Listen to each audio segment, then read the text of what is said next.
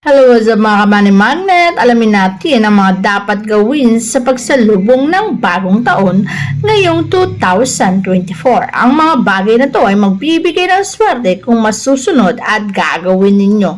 Una sa listahan ay ang pagsusulot ng kulay pula. Alam mo ba kapag ikaw ay nagsuot ng kulay pula sa pagsalubong ng bagong taon, lumalakas ang enerhiya para ma-manifest mo ang kaswertihan. Pwedeng pula o kaya naman ay polka dots. Ang mga bagay na to ay pwedeng mag-attract ng kaswertihan at blessing sa iyong buhay.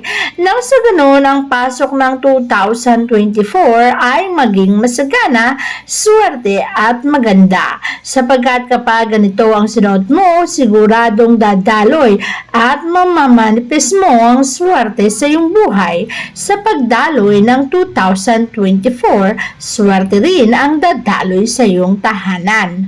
Siyempre, hindi mawawala ang pagbibilang ng pera.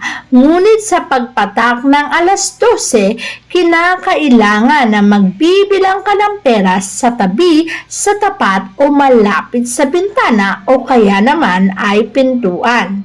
Ang pagbibilang ng pera sa may pintuan ay maaaring mag-attract ng malakas na enerhiya upang sa buong taon ang pumasok sa iyong buhay ay puro kaswertihan at ang pumasok sa iyong buhay ay magandang buhay. Kapag kasi bukas ang pinto at mga bintana habang ikaw ay nagbibilang, para mo na rin sinasabi na buong taong ang blessing ay mapapasa iyong buhay. Kaya naman huwag mong kalimutan na pumwesto sa bintana o pintuan kapag magbibilang ka ng pera sa pagpatak ng alas 12 para ikaw ay swertihin. Pinapaniwalaan din ng isang maliwanag na tahanan ay nagbibigay ng isang maliwanag na buhay. Kaya naman kung nais mong swertihin sa iyong tahanan, hayaan mo lamang na nakabukas ang mga bintana at hayaan mo ring nakabukas ang mga ilawan. Ang isang maliwanag na bahay sa pagsalubong ng bagong taon ay magbibigay ng isang maliwanag na pag-iisip kung saan maliwanag din ang tatahakin mong swerte sa susunod na taong 2024. Kaya naman lahat ng ilaw sa pagpatak ng alas 12 ay kinakailangan nyong buksan at kinakailangan mas maliwanag para mas maliwanag din ang ibibigay at i-aatrantong swerte sa iyong buhay. Ang mga ilaw na yan ay maaaring makapagbigay ng isang malaking blessing sa buhay. Siyempre, hindi mawawala ang pagiging antukin, ngunit sa pagpatak ng alas 12, kinakailangan ikaw ay gumising, mag-celebrate at sumama sa iyong kapamilya. Ang pagtulog mo kasi sa pagpatak ng alas 12 ay buong taong ding magbibigay sa iyo ng antok at katamaran. At ito'y magbibigay sa iyo ng problema sa darating na taon. Kaya naman huwag mong hayaan na inaantok o natutulog ka sa pagpatak ng alas 12 bago magbagong taon.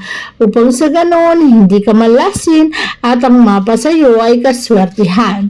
Kapag kasi kaswertihan ang nasa iyong buhay, siksik-liglig at ang maapawang swerteng ibibigay nito sa iyong tahanan. At kapag masigla ka sa pagsalubong ng bagong taon, isang masiglang buhay din ang ibibigay nito sa iyong buhay. Kaya tandaan mo lamang, kailangan mong gumising at maging aktibo sa pagsalubong ng bagong taon. Pagdating naman sa iyong pera, huwag mong hahayaan ng pitaka, wallet o anumang bagay na pinaglalagyan mo ng pera ay mauubusan, masasaid o masisimutan. Hindi kasi dapat na nasasairan ang iyong pitaka o anumang bagay na pinaglalagyan ng pera, sapagkat kapag ang mga bagay na to ay nasairan sa pagpatak ng alas 12 bago magbagong taon, ay buong taon ka na ring masasiran at mauubusan. Kaya naman huwag mong hayaan na ang mga bagay na pinaglalagyan natin ng pera ay maubusan sa pagpatak ng alas 12. Mas mainam kasi na maraming laman para buong taon ding maraming laman ang lahat ng lalagyanan mo ng kaperahan. At buong taon din itong magbibigay sa iyo ng kaswertihan. Kaya tandaan, isa pang bagay na dapat mong tinatandaan sa pagsalubong ng bagong taon ay sama-samang pamilya na nagse-celebrate. Huwag mong hayaan na nag-iisa ka. Huwag mo ring hahayaan na hindi mo kasama ang kahit sino sa miyembro ng pamilya. Kapag kasi sumalubong na ang bagong taon at kulang ang miyembro ng iyong pamilya, buong taon na ring mararanasan ang bagay na to. Ayaw naman nating malungkot at mag-isa sa buhay natin sa buong taon. Kaya't huwag mong hahayaan na magkahiwalay ang pamilya sa bagong taon. Huwag mo ring hahayaan na iniiwan mo ang bahay at walang kahit sinong taong nakatira doon o kaya naman naiwan doon, sapagkat ang isang madilim, magulo, masikip at walang taong tahanan ay nagdudulot ng kamalasan. Maaari kasi itong makapag-attract ng negatibong enerhiya at ang negatibong enerhiya na yan ay magbibigay ng kamalasan. Sinasabi rin na ang pagtalo na isang bagay na dapat natin ginagawa sa pagsalubong ng bagong taon upang maswertihin tayo sa buhay. Kapag kasi tumatalon ka sa pagsalubong ng bagong taon ay sinasabi mong masaya ka na sinasalubong ang 2024. Ang masayang pagsalubong sa taong 2024 ay magbibigay ng isang positibong enerhiya kung saan ang buong taon mo ay magiging masaya. Kaya naman ang ina-attract mo nito ay ang pagtangkad, paglaki at pagkakaroon ng isang masayang buhay sa taong 2024. At kapag nagawa mo ang bagay na to, wala ka nang magiging problema sapagkat daloy na ang swerte sa tahanan mo at magbibigay ng maraming blessing sa buhay mo. Tandaan mo rin na ang paghahanda ng mga prutas ay isa sa requirements o halaga sa pagsalubong ng bagong taon. Mas mainam na bilugang prutas ang hinahanda mo.